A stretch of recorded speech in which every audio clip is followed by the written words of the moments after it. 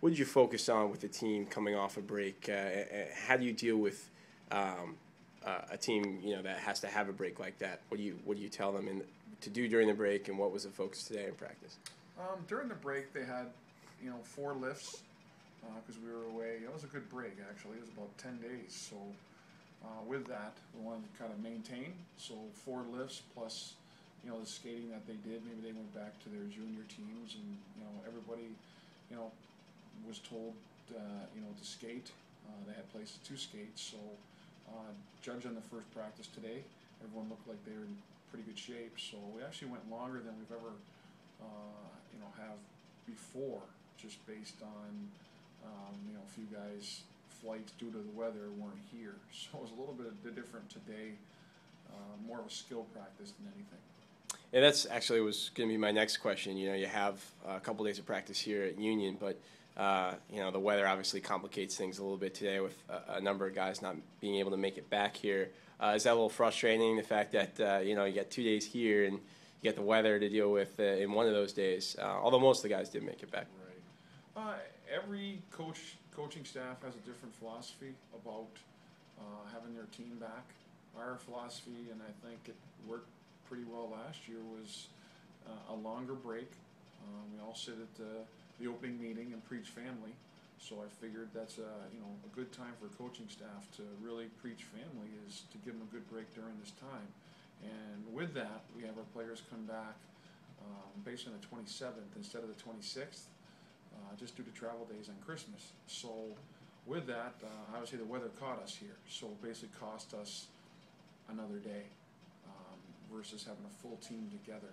I mean, obviously we're already down Shane Gossespierre, a defenseman, and then having 4 of them actually today not here really kind of disrupts a full practice. But in the same sense, the guys that were here, it was a good practice today in the form of skills and a lot of touches with the puck and little conditioning. So I think we basically tackled the things that we needed to.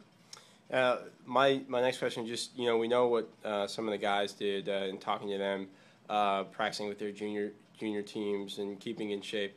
What do you do as a coaching staff when you have a break like this, and what did you do in terms of thinking about the second half going forward?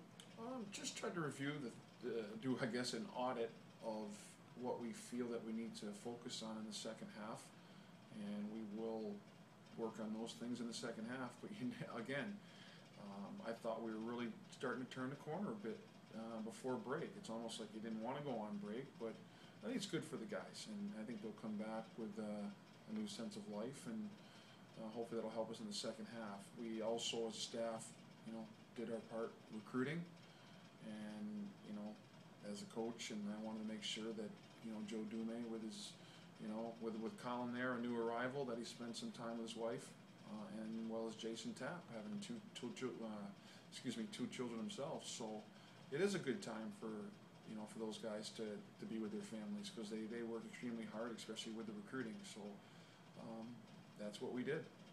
And you had alluded to this earlier, but obviously when the team gets back underway this weekend, they'll be without one of the defensemen in Shane Gossespierre. He's over in Russia competing with Team USA at the World Juniors, had a goal today in their opening win over Germany.